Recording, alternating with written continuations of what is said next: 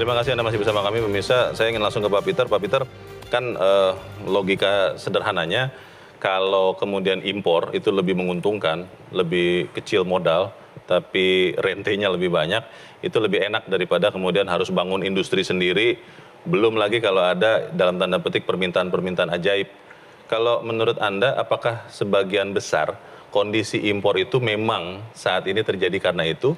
Atau yang tadi dikatakan Bu Sinta, bahwa ya memang industri kita, terutama hulu, masih belum kuat, Pak? Ya, banyak faktor yang menyebabkan kita memang terus melakukan impor. Ya. Yang pertama saya sependapat dengan Ibu Sinta tadi. Ya. Yang utama yang menyebabkan kita memang harus melakukan impor adalah karena struktur industri kita memang mengharuskan seperti itu.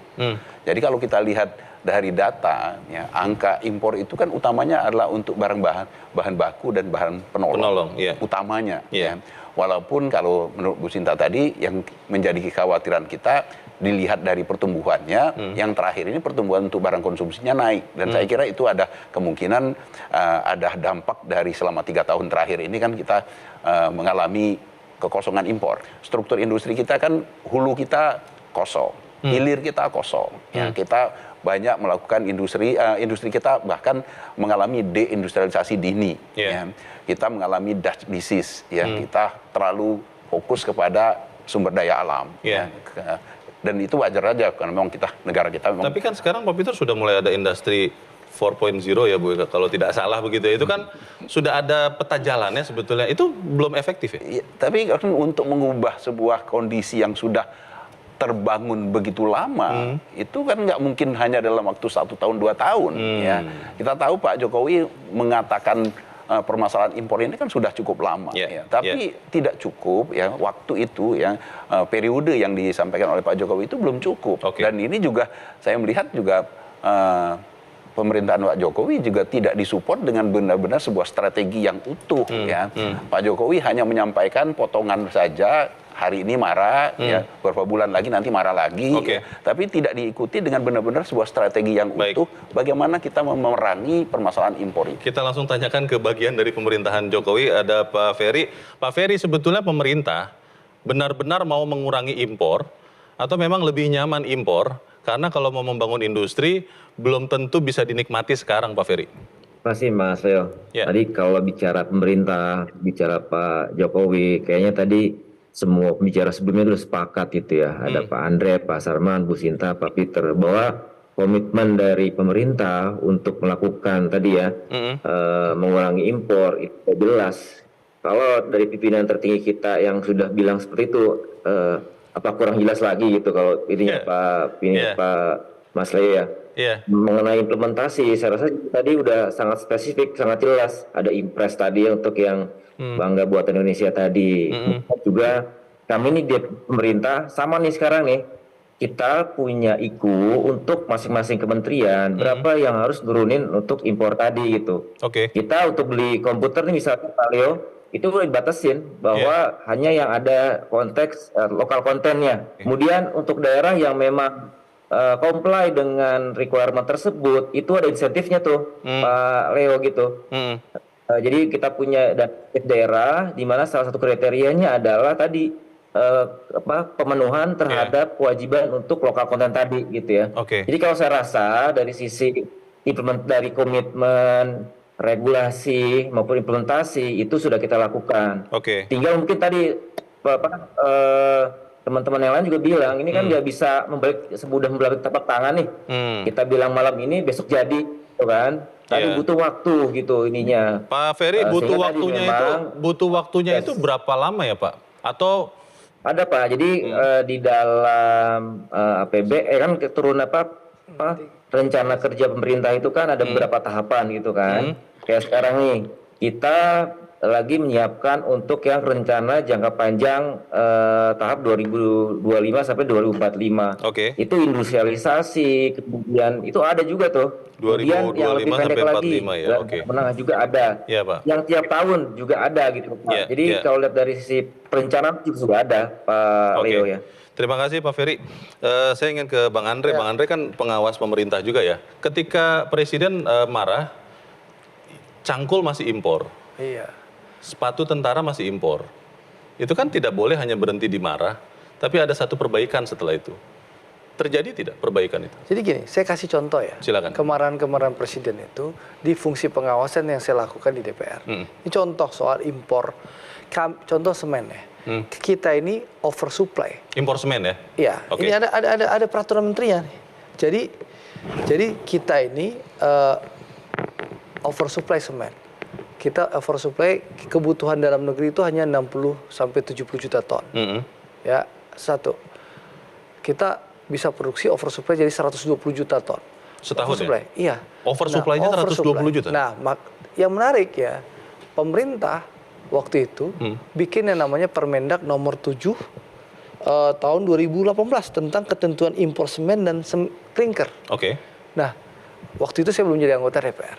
Saya masuk, saya hajar. Ya. Hajar itu artinya apa? Saya hajar, saya panggil Menteri Perdagangannya, saya panggil Menteri Perindustriannya, ngapain lu impor?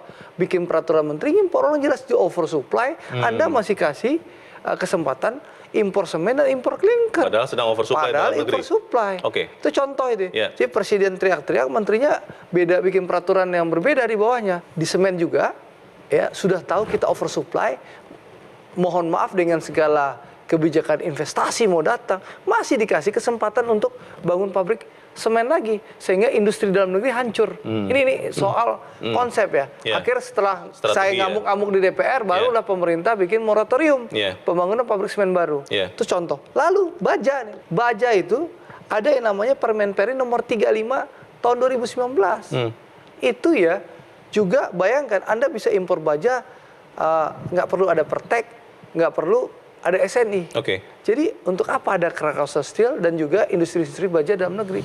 Itu juga setelah kita jitak dulu, kita marah-marah dulu, baru Permen Perinnya pun dirubah. Maksudnya Bang Andre, masalahnya... jadi presiden boleh teriak-teriak, tapi kalau pengawasannya tidak cukup, ya menterinya bisa bikin permen-permen. Nah, permen-permen itulah yang cenderung peraturan menteri. Ya, peraturan menteri itu yang cenderung ya memudahkan impor, yang cenderung berpihak kepada importir. Jadi menterinya tidak setuju atau tidak searah dengan presidennya atau bagaimana itu? Ya kalau presidennya tidak bisa mengawasi dengan tegas, menteri-menteri ya selalu mencari kesempatan dalam kesempitan. Oke. Gitulah. Karena permen ini fulus. Bang, saya hanya ingin satu contoh saja. Betul nggak, Pak? Bang Andre ya, satu contoh saja ya. Tadi impor cangkul itu ya. Karena itu fenomenal. Lalu impor sepatu tentara. Setelah marah-marah itu ada tindakan perbaikan tidak saya kasih yang contoh diketahui ya. DPR? Impor sepatu tentara saya rasa karena disebut langsung presiden loh itu. Saya rasa sudah jauh berkurang karena kan industrinya di Tangerang sekarang. Oke, jadi komitmen untuk benar-benar mengurangi impor itu ada ya? Iya dong, harus dilakukan. Baik. Kalau enggak kan mubazir APBD kita hanya habis untuk barang-barang impor. Terima kasih Bang Andre. Bu Sinta, kalau impor itu sebenarnya, kan tadi Ibu mengatakan banyak barang modal dan barang penolong yang sebenarnya bagus untuk industri. Kalau tidak ada ini kan tidak jalan juga industri. Tapi pertanyaannya, secara umum Bu, apakah kemudian Ibu dan teman-teman itu benar-benar dirugikan dengan masih banyaknya impor itu? Ya jelas dong, kalau memang ini produk-produk yang memang bisa diproduksi dalam negeri dan siap diproduksi dalam negeri, kalau masih terjadi import, apalagi kita banyak melihat penyelundupan, illegal import dan lain, ya itu jelas merugikan sekali. Signifikan tidak, Bu? Signifikan, ya sudah pasti signifikan. Cuman dalam sisi yang lain, memang kita harus sadari, memang ada barang-barang import yang masih dibutuhkan karena tidak bisa diproduksi di dalam negeri. Terutama misalnya kita bilang baja ya tadi, memang ada betul kata Mas Andre, tapi ada juga memang baja yang specialty, baja yang memang nggak bisa. Dan beda. itu ada, tapi di HS code itu kadang-kadang tuh disamakan. Jadi walaupun kita ini sebenarnya butuh, tapi karena dia masuk dalam HS code yang sama, kemudian tidak boleh gitu kan. Ini yang sekarang menjadi masalah utama nih soal import gitu. Jadi semua disamaratakan. Makanya kami mengusulkan ini sangat-sangat penting untuk didata nih persis. Sebenarnya kesiapan ini sampai di mana? Produk mana yang benar-benar ini kadang-kadang malah si malakama gitu. Jadi malah yang kita sudah siap malah masih diimport, malah yang kita belum siap malah nggak boleh import gitu loh. Ini yang jadi kita harus perhatikan. Dan yang memang pengetatan ini saya rasa kalau pengetatan kita juga bisa dalam sisi lain memberikan insentif kan. Nanti itu yang mungkin perlu diperhatikan juga, insentif seperti apa sih kalau kita pakai produk dalam negeri gitu. Nah ini juga jadi tidak hanya dipunish tapi juga ada insentif. Tapi saya juga mau tambah soal TKDN Mas, karena ini TKDN ini kan sekarang semua jadi ini TKDN juga jangan disalahgunakan. Karena TKDN dalam konteksnya ini udah bagus sekali sebenarnya. Nah kita kan punya RIKIN tuh, sebenarnya Kementerian Industri udah siapin RIKIN. Mestinya itu diikuti gitu. Yang mana nih udah jalan, mana yang belum. Peta jalannya sudah ada. Iya kan.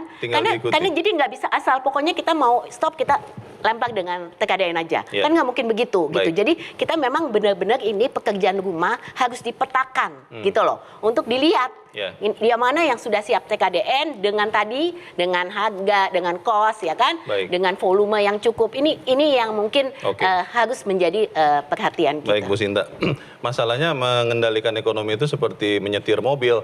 Kalau mau narik rem itu tidak boleh mendadak dan darurat. Bagaimana strategi mengurangi impor? Tetap bersama kami, Economic Challenges segera kembali.